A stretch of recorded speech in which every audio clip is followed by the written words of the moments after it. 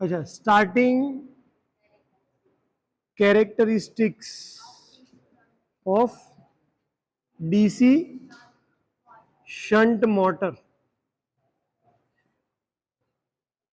Okay, चलो पहला थोड़ુંક basic start કરી લઈએ કે ભાઈ કેરેક્ટરિસ્ટિક્સ એટલે શું?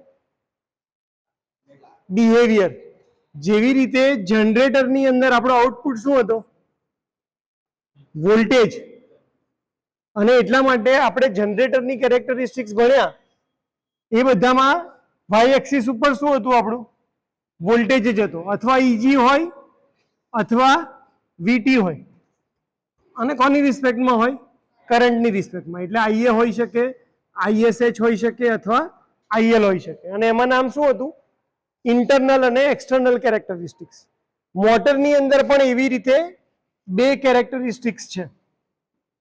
એક છે સ્ટાર્ટિંગ કેરેક્ટરિસ્ટિક્સ અને એક છે રનિંગ કેરેક્ટરિસ્ટિક્સ.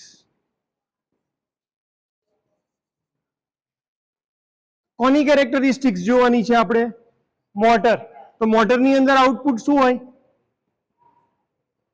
મિકેનિકલ એનર્જી, એટલે કે ટોર્ક અને તમારી સ્પીડ.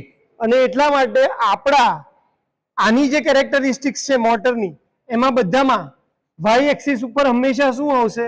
અથવા ટોર્ક અથવા સ્પીડ, અથવા ટોર્ક અથવા સ્પીડ આવશે. અત્યારે આપણને શું પૂછ્યું છે? કઈ કેરેક્ટરિસ્ટિક્સ પૂછી છે? સ્ટાર્ટિંગ કેરેક્ટરિસ્ટિક્સ પૂછી છે. તો સ્ટાર્ટિંગ કેરેક્ટરિસ્ટિક્સ આવે torque versus armature current, IA. જેવી રીતે મેં એપ્લિકેશનનું શોર્ટ ફોર્મ બનાવ્યું હતું એ વખતે મેં આનું બી એક શોર્ટ ફોર્મ બનાવ્યું હતું કે ભાઈ ટીની નથી.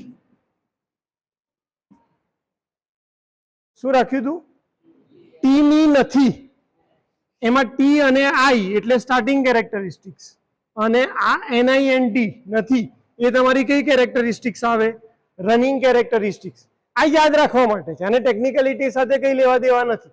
પણ એક સાથે તમે જનરેટર ભણો છો, મોટર ભણો છો, ટ્રાન્સફોર્મર ભણો છો, એટલા માટે યાદ રાખવા માટે આવા નાના શોર્ટ ફોર્મ મેં બનાવ્યા હતા. એમાં ટીઆઈ કોની છે? સ્ટાર્ટિંગની કેરેક્ટરિસ્ટિક્સ. એટલે અત્યારે મારે શું ડ્રો કરવાનું છે? સ્ટાર્ટિંગ જ ડ્રો કરવાની છે. કોના વર્સિસ કોને ડ્રો કરવાની છે? Torque versus IA. સારું, ટોર્કનું ઇક્વેશન યાદ છે બધાને? શું હતું ટોર્કનું equation? 1/2 phi ZP divided by A into IA. અને યુનિટ હતો NM, ન્યૂટન મીટર.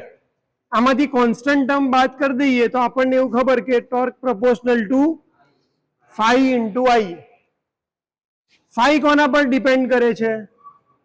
ISH. કેમ? કારણ કે આપણે કઈ મોટર માટે લખીએ છીએ? શન્ટ મોટર માટે. એટલે IS અને IA પર ડિપેન્ડ કરે. એમાંથી ISH ની વેલ્યુ તો કેવી રહેવાની છે? કોન્સ્ટન્ટ જ. કેમ? કારણ કે ISH equal to V upon RSH. V constant, RSH constant, તો ISH ની વેલ્યુમાં પણ ફરક પડવાનો નથી. એટલે શન્ટ મોટર માટે આ ટોર્કનું ઇક્વેશન થઈ જશે પ્રોપોર્શનલ ટુ IA. કારણ કે આ ક્વોન્ટિટી બી કેવી છે? કોન્સ્ટન્ટ જ છે. એટલે જેમ આર્મેચર કરંટ વધે એમ ટોર્કની વેલ્યુમાં શું થશે? વધારો. જો આર્મેચર કરંટ ઘટ્યો તો ટોર્કની વેલ્યુ કેવી થશે? ઓછી થતી જશે. આના જેટલી સિમ્પલ કેરેક્ટરિસ્ટિક્સ કોઈ નથી. જો ટોર્કની આર્મેચર કરંટની વેલ્યુ 0 તો ટોર્કની વેલ્યુ કેટલી આવશે?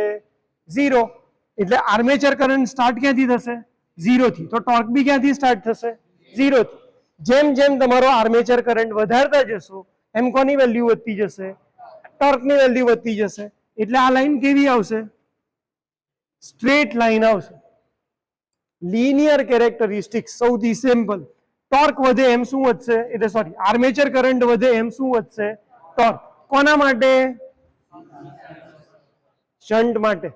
એટલે જો તમારે સ્ટાર્ટિંગ કેરેક્ટરિસ્ટિક્સ ડ્રો કરવી હશે કોઈ પણ મોટર માટે તો તમને કઈ ઇક્વેશન યાદ રહેવી જોઈએ? T proportional to 5 into IA. આ ઇક્વેશન જો તમને યાદ હશે તો તમે કોઈના પણ માટે કોઈ પણ મોટર માટે સ્ટાર્ટિંગ કેરેક્ટરિસ્ટિક્સ ડ્રો કરી શકશો. જેમ કે શન્ટની જગ્યાએ સિરીઝ આપ્યું હોય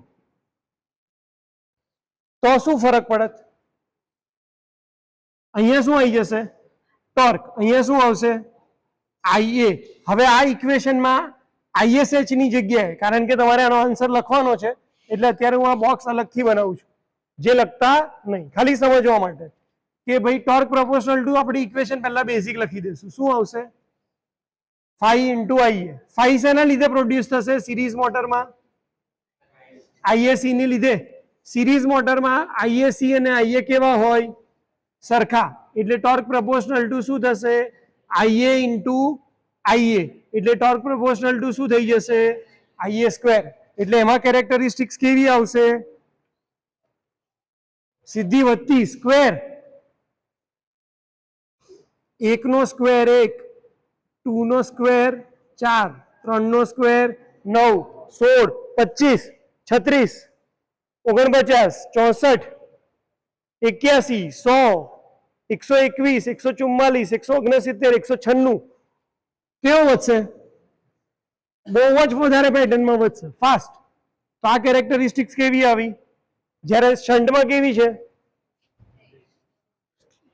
પણ આ મને ક્યારે આવડી? જ્યારે મને કહું ઇક્વેશન પરફેક્ટ સમજ્યું છે ટોર્કનું. તો ટોર્ક પ્રોપોર્શનલ ટુ 5 IA આ ઇક્વેશનનો યુઝ કરી અને આપણે કઈ કેરેક્ટરિસ્ટિક્સ ડ્રો કરી શકશું? સ્ટાર્ટિંગ. જ્યારે રનિંગ કરવાની હશે એમાં સ્પીડ વાળું ઇક્વેશન આવશે, પણ એ ક્વેશ્ચન લેશું ત્યારે સમજશું. આટલા સુધીમાં કોઈને ડાઉટ છે? લખી લો.